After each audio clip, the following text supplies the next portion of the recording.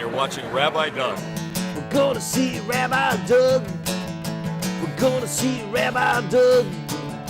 We're gonna see Rabbi Doug on your TV tonight. But Daddy, I want to watch Monday Night Football. Forget about Monday Night Football. There's no other thing we're going to watch on Monday but Rabbi Doug. Yeah, Rabbi Doug on TV tonight. We're gonna see Rabbi Doug. Oh, everybody talk about Doug. Shalom and welcome to Taped with Rabbi Doug. Glad you could be with us today. My guest today is Rabbi Michael Balinsky. Baruch haba. Welcome, welcome. Thank you, thank you. Rabbi Balinsky is the Executive Vice President of the Chicago Board of Rabbis, which is an entity which is part of the Jewish Federation of Metropolitan Chicago. He is a former Hillel director for 20 years, and a lot of that time he was the director of the Fiedler Hillel of Northwestern University. Originally from Montreal, he went to school at Yeshiva University, where he was ordained as a rabbi. He is the past president also of the Council of Religious Leaders of Metropolitan Chicago, which is an interdenominational group of religious leaders from different religions. And he was the longtime Jewish president of that organization. I didn't even know of another Jewish president of that organization. And Rabbi Balinsky today is beloved throughout the Chicago area by his former students of Northwestern, who many of them are professionals now in the Chicago area. He is beloved by the rabbis of the Chicago area because he is the professional leader of the Chicago Board of Rabbis, which includes rabbis of Orthodox, Conservative, Reform, Reconstructionist, Humanistic, whatever they affiliate with as ordained rabbis. And he is someone who promotes throughout the Chicago area Jewish learning and pluralistic religious getting along between different denominations. It's an amazing thing. So Rabbi Balinsky, first of all, the Chicago Board of Rabbis, which is part of the Jewish Federation of Metropolitan Chicago, I guess you could say it's funded by them in one way. It is an organization of rabbis who affiliate together to study, to learn, to have camaraderie with other rabbis. You as their leader replaced someone who was there for many, many years, Rabbi Mordechai Simon of blessed memory, who was, when I was growing up, the executive vice president of the Chicago Board of Rabbis. And when I became a member of the Chicago Board of Rabbis, he was the executive vice president. Also beloved in a different manner of running the Chicago Board of Rabbis. You've kind of taken it another step, a lot more guest speakers and educational programs going on nowadays than were in the past, though there were those which existed. What is your philosophy and what is your reason for loving this job you have, going from working with students of all Jewish denominations to working with the rabbis of all Jewish denominations? Yeah. So technically, just on a technical level, we're a beneficiary of the Jewish Federation of Metropolitan Chicago, but it's not an accident. My office is located in the Federation building, so there is a very close, wonderful working relationship. As you mentioned, Rabbi Simon was the exec for the Chicago Board of Rabbis when I came to Chicago in 1981 to work at Northwestern, and he was one of the rabbis who greeted me and welcomed me, and I certainly became a member of the Chicago Board of Rabbis at that time, and then later on in the late 90s actually was a president of the Chicago Board of Rabbis. By then, Morty had retired, and Rabbi Ira Yudovin also then took over as the executive vice president. Then I later, after Ira retired, I was very fortunate to get the position. One of the ironies of history in a very small way is that my mother-in-law roomed with Morty's sister in New York when my mother-in-law was getting a master's at the seminary, and even once went out with Morty. They each ended up happily married to different individuals, but that was one of the ironies, and they did get a chance to meet many years later when I became involved. So look, the Board of Rabbis is an organization that says we recognize there are rabbis of different denominations. We recognize those differences between the denominations are significant and have become, certainly in the past 25 years, even more significant. We recognize that not all rabbis can pray together in terms of meeting their religious needs, in terms of specific type of service.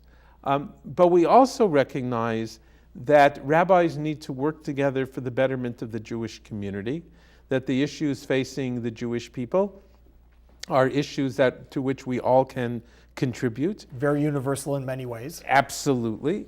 And also rabbis share Jewish sacred texts, Torah study together. They may have different understandings about the sacredness, the nature of the sacredness of the text, but we share this, we studied this, all studied the same text in rabbinical school, biblical text, rabbinic text, medieval text, modern text, and we can continue to study together from a variety of perspectives because there is something just simply empowering. I almost want to use the word magical, but that may be enchanting, perhaps would be a better word, about having the opportunity to study Torah together, that it becomes something not only as an intellectual exercise, as gaining knowledge, as rabbis being able to get new material in the best sense that they can use for preaching and teaching, but it also is a holy religious act of being able to study Torah together. And so that also, I think, is an important dimension to having rabbis being able to be together. And finally, that the rabbinate is greater than the sum of its parts. That yes, there are individual rabbis, wonderful rabbis at many different congregations, but at the same time we can still gather together as a rabbinate to address important issues that face our community. What about policy setting in the Chicago Jewish community? For example, how much a rabbi should earn when he does a wedding, how much a rabbi should earn when he does a funeral, or things like that. Does the Chicago Board of Rabbis, which I don't even know the answer to this, which is why I'm asking it, have they ever come along and with their executive committee of lay rabbis who come in and join you as the professional said, you know, this is what it should be and this is what we should recommend? Or is that something that we stay away from and really stick to the rabbinate and studying? Yeah, that actually came up recently at an executive committee meeting, and the executive committee, a decision that I certainly supported, but the executive committee felt that was not an area we should determine policy. And that's one of the complexities of the rabbinate today. I think one of the things that's happened with the rabbinate, as the rabbinate is changing, is you have rabbis who are part of larger denominations, Reform, Conservative, Reconstructionist. We have a couple of rabbis part of the humanistic movement in Chicago as well. You also have rabbis who are working in different settings in which there may not be a particular denominational affiliation. You have rabbis who are not necessarily part of a synagogue, but do teaching. Hospice chaplains, for example. For sure, but in terms of this type of area. Mm-hmm. And then you certainly have rabbis who are chaplains, mm-hmm. rabbis who are working on campuses, and those types of things as well. So when it comes to setting specific policies on those types of things, that we feel is not an area we can absolutely determine, and so that people will have to do on their own, and they figure out sort of what's out there in the community. But that's not certainly something we can determine.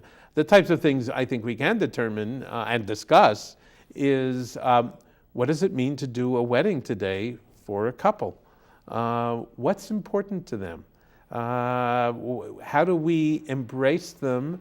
And particularly, what do we do with couples who are not coming from a denominational setting? What can we provide them? How can we talk about that and integrate people and encourage them to be part of the broader community? That's the type of issues we can certainly address and have addressed and continue to need to address. Very interesting. You're kind of unique in a way because you who come from Yeshiva University an Orthodox rabbi, have been able to meld yourself into a leader that was able to work for over 20 years in Hillels, working with students of every Jewish denomination and making them feel connected to their Judaism and making them feel that Hillel was a home for them, whether they were Orthodox, Conservative, Reform, and so on. And now you're doing it kind of in the professional side of things with other rabbis who are in the same sort of position, kind of bringing them together. And one of the things that I love about the Chicago Board of Rabbis, which if I wasn't a member, I would not know, there are plenty of scholars in the Conservative and Reform communities and the Orthodox communities that I wouldn't have even gotten to know them and become friendly with them and be able to have camaraderie with them if it wasn't for the Chicago Board of Rabbis, which brought us together and allowed me to get to know them much better than I would have just in a passing Shalom Aleichem, shaking hands with them at some event. So it really is a wonderful, wonderful thing. What is it about you as an Orthodox rabbi that makes you feel you can sway to make everyone, to make everything work with everyone? Yeah, I think I would say as follows. Certainly if we talk about a Hillel context, my responsibility as a Hillel rabbi and director was to provide the range as much as I could, as best as we could, sometimes better than others, but a range of possibilities of Jewish expression. Indeed, one of the way I operated, as many others, not unique to me, was to be aware of and trying to create different opportunities for Jews to engage their Judaism. For some that meant religious services, for others it meant a theater group, for others it meant working on Israels, for others it meant folk dancing, and then you can fill in the range of possibilities that exists there. So certainly on the religious sense, when it came to Shabbat, providing Orthodox, Conservative, Reform services, having my presence at those was something which was important in terms of what we could provide the students. When it came to things that I, Michael Balinsky, was doing, not Hillel institutionally, then I was governed by my understanding of halakha, of Jewish law and practice, and what I could do and sometimes not be able to do. And I would just go through that also the same exactly. And I would always be honest and open with people and saying, this is what I require. I'd be happy to be part of a baby naming, a wedding, and those types of things, but these are the things I require. If you're comfortable with that, more than happy to work together, and some wonderful experiences like that. And if it's not a fit, that's okay too. And I think that's similar with the Board of Rabbis. We know what we can do together. We also know what we cannot do together. And that's all right, because the point is we can be upfront about it. On the other hand, to be honest, there are times within the context, my personal sense, is that I feel that I'm a bit of a dinosaur, insofar as the Orthodox community has gotten much stronger over the years. Over the years, there's been a breakdown of rabbis and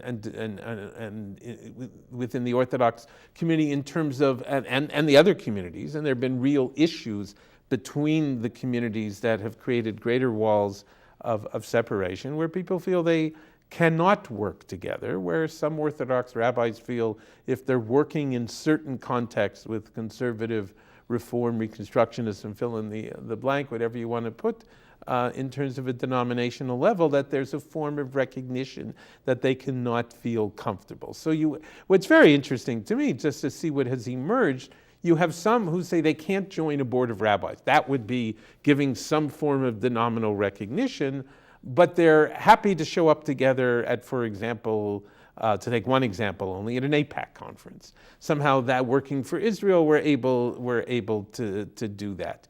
So we certainly have Orthodox rabbis who are members of the Board of Rabbis, and I certainly would encourage people to, and I'm in work for the organization, and I've been a member since I've come to Chicago. But it's just interesting to see how people navigate that in terms of determining what they can do or can't do.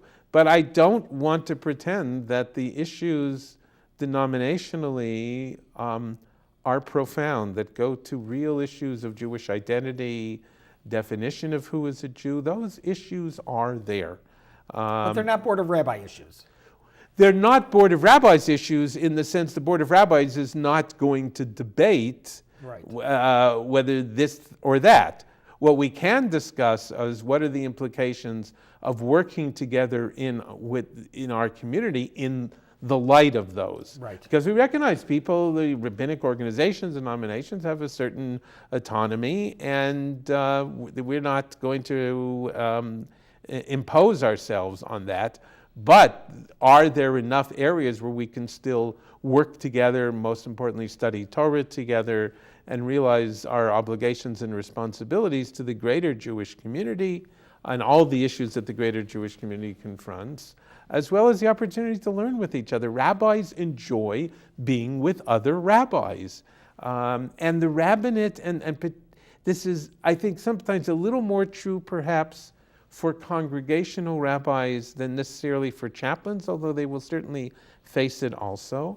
But the rabbinate, despite the fact you're surrounded by tens, dozens, hundreds, sometimes thousands of people, it's also a very lonely profession.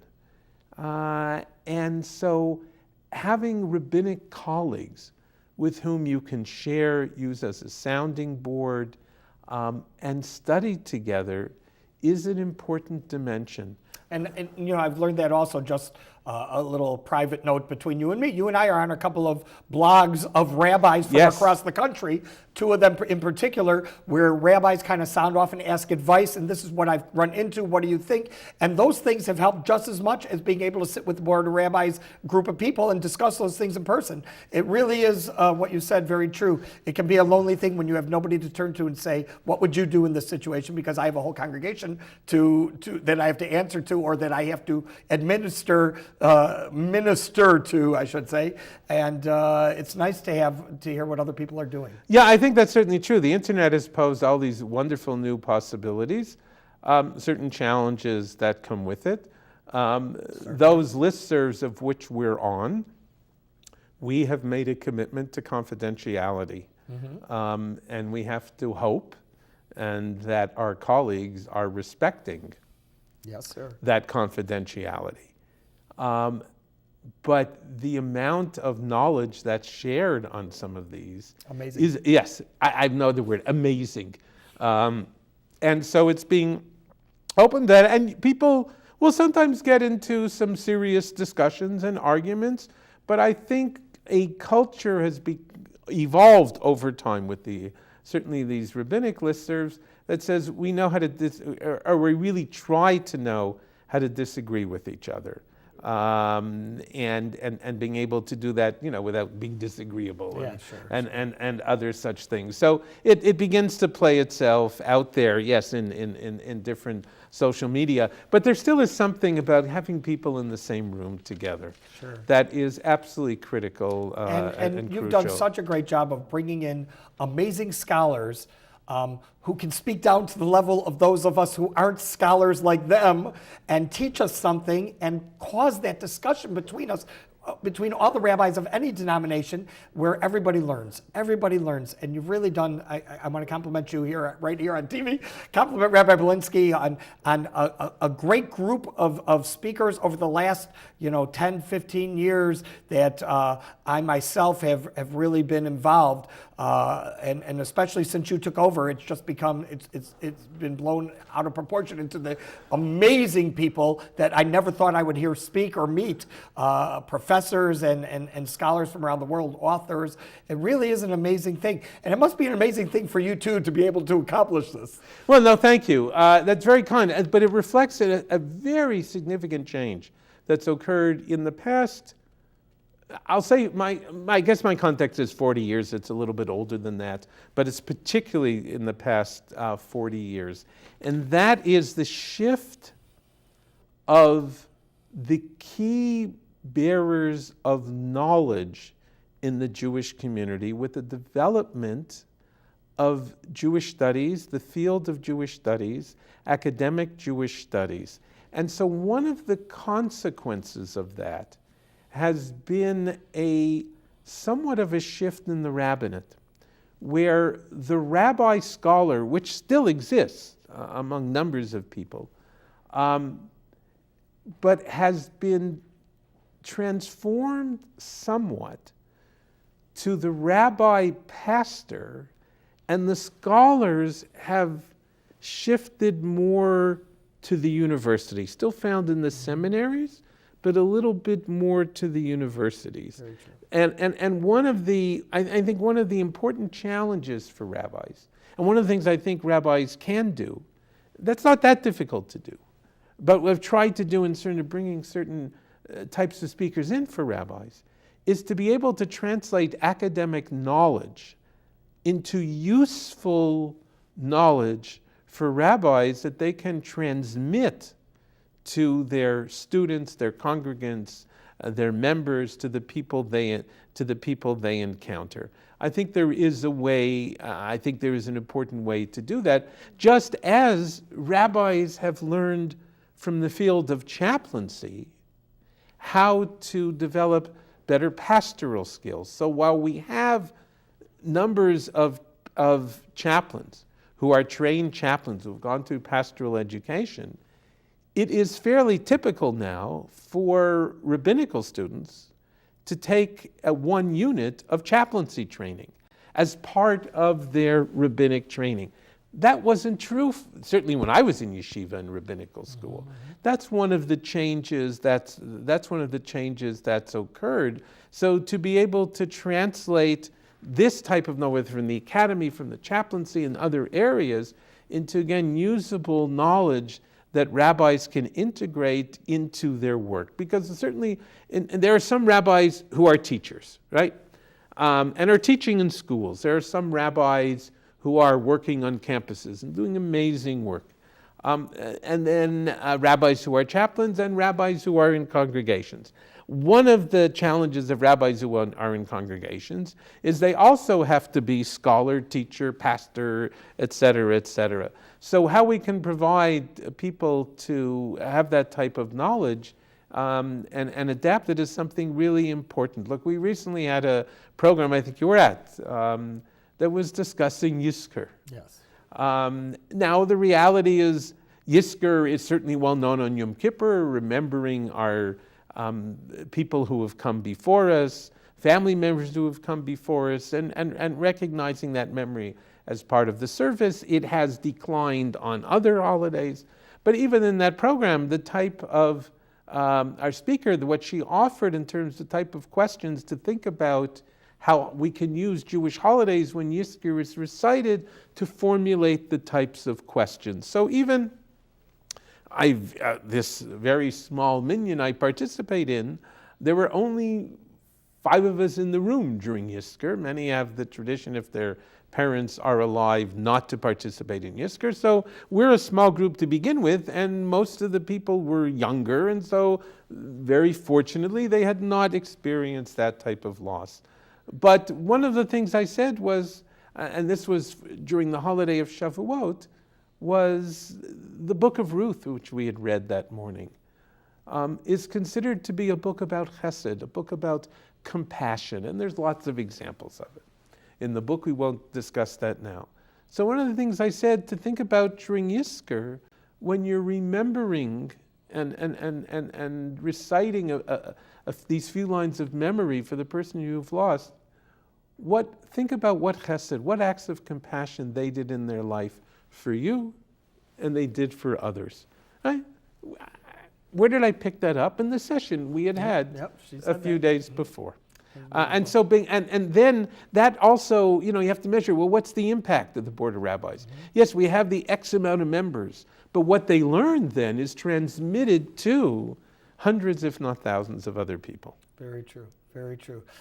what you've shared is amazing. I want to, because we only have a couple of minutes left. Sure. I just want to talk just for a moment about the Council of Religious Leaders of Metropolitan Chicago, of which you were president at one time, and talk about being involved with the cardinal and the other leaders of other denominations in bringing a camaraderie within the religious communities of Chicago and coming together. As I mentioned to you before we went on the air, I was at a dinner that was hosted by this group, and the Cardinal Bernardine was still alive at that time, and he was there, and I was a young rabbi, and it was people of all these different religions, big leaders. I think Jesse Jackson was there and spoke for a moment and stuff. So a lot of different leaders of different denominations. How did you get involved? And just in like 2 minutes, just tell me a little bit about what the importance of this organization is. Sure.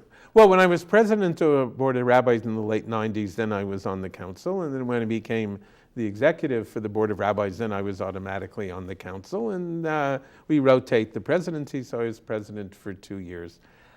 The importance of it is having an address, say a table, where we can sit together. We know we have some profound disagreements, let alone rabbis getting together have profound disagreements. We understand that. But part of it is being able to sit together and develop a sense of trust, which is really critical. And having that sense of trust so that when there is an issue that comes up that has the potential to be an explosive issue religiously between communities, the first thing we can do is not issue a statement. First thing we can do is pick up the phone and talk to each other, say what's going on, and knowing when we can issue a statement together, and knowing also when we can't issue a statement together, but can still do something important. One quick example. A number of years ago, crisis in Gaza, people being killed. Does that ever end? Oh yeah, I'm sorry. Yes, go on, yes. God willing, it will end. And it was a difficult summer. And so one of the groups wanted to have us issue a statement and et cetera, and I was president at the time.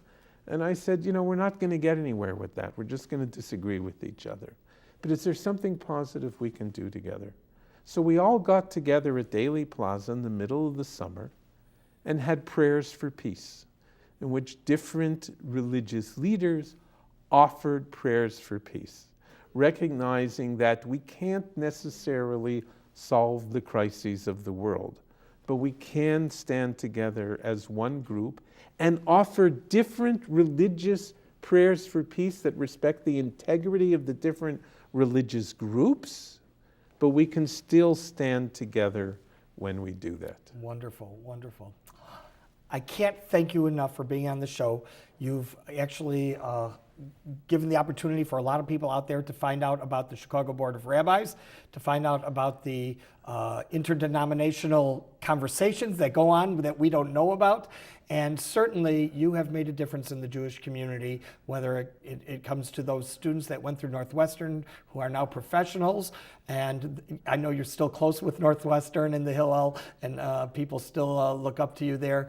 And of course, with the Chicago Board of Rabbis, just being that professional leader that can help bring all the rabbis of all the denominations together and study and become friends. And it's a wonderful thing. I want to thank you so much for being on the show. Thank you. My pleasure. Rabbi Michael Balinsky. I want to thank all of you for being on the show. Remember, you can check out our website, www.tvrabbi.com, where you can also see former shows on the web. If you want to email me or email Rabbi Balinsky, send an email to info@tvrabbi.com. I will forward it to him, and I know he'll get back to you personally. Thanks for being with us. Hope to see you next time right here on Taped with Rabbi Doug. Shalom, everyone. This has been a Taped with Rabbi Doug production.